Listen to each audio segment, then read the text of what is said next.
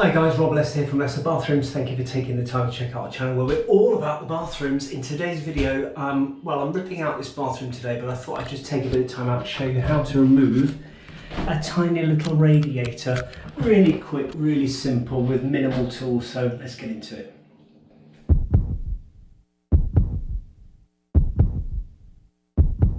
So before we get into the video, if you would please consider subscribing to our channel. There's a button right down here. It helps me make content to help you do jobs in your bathroom. So click that subscribe button, that'd be great.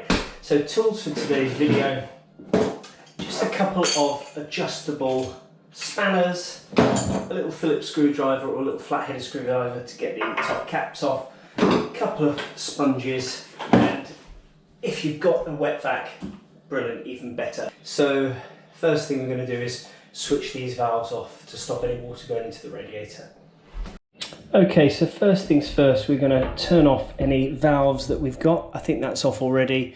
That hasn't got a cap on it, so we'll do that manually. So we'll get this cap off here. There's just a small Phillips screw in the top, so loosen that off. And that will just come away. Yeah, I can see they've already got that closed, but I will just go on with my adjustable spanner and just give that a little pinch clockwise, not too much, just a little pinch like that. And then the other side can get turned off. There's a little, you can see a little flange either side of that. So get your spanners on there and turn that off. And that's finished there, so we just give that a little pinch. So that's the radiator completely isolated. Now if you're working on a pressurised heating system, I like to find the bleed valve, which is just in there, and just let that off. Just takes off any pressure that's built into the radiator. This is just on an F&E tank in the loft, so we don't have to do that. And then we can start taking our valves off. So before we start taking and loosening our nuts, just check underneath whether there's any earthing cable on the radiator. Nothing there, nothing there, because when you come to lift the radiator off the wall, if you've got your fingers over the pipes, you have an opportunity to go and find some snips to cut the earth sleeve off. So let's get a sponge under there and a sponge under there, and we'll just loosen off these valves. So we're going to put a spanner on the top of the valve like this, because these can be quite tight. So when we undo it, I don't want the pipe sort of kinking back to the wall and leaking from here. So we're going to put one on here and pull it towards me, and the spanner on this nut we're going to be pulling upwards to loosen it off. There she goes. You will get a little bit of residue coming out of this initially. We won't undo that all the way. Somewhere there. And then we'll go around and do the other side. You may get a little bit of water dripping out through here, that's why I've got the sponge underneath.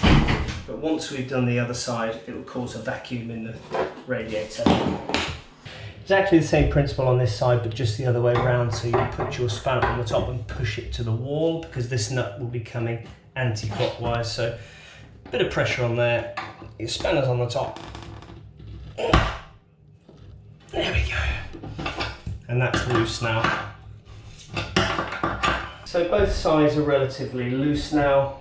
If you want to just keep your valves just pushed in and loosen them, you might get a little bit of water trickling out of either side, but once you get both valves loose, it will cause a vacuum in the radiator and give you time to just grab hold of it and take it off the wall and turn it over. So I'll show you how to do that now with these completely loose. Quickly just get in there like that, and the same the other side, and that's your rad out. If you've got a bigger rad, obviously get somebody to help you, but these little rads are so easy to do on your own. So I've got the radiator off the wall, got my thumbs over the valves. You can either tip it into a bucket or you can just flip it over like that with the thumbs over it and just take it outside. Okay, that's off. Okay, there we go guys. I hope that has been helpful, showing you a way to remove very quickly a very small rad. If it's a bigger rad, probably get a two-person team to help you move it, or if you equally just want to remove the valves from either side and get your wet vac and just draw the water out like that if you don't feel comfortable lifting the rad off the wall with water in. But a little radiator like this doesn't have much water in, easy to just put your thumbs over it, whip it out of the way and tip it into a bucket to one side. So give us a subscribe and like if you feel the desire to. Check out our channel for more bathroom content, and we're going to go through a lot more of this rip out series. So we'll see you on the next one. Thanks guys, bye.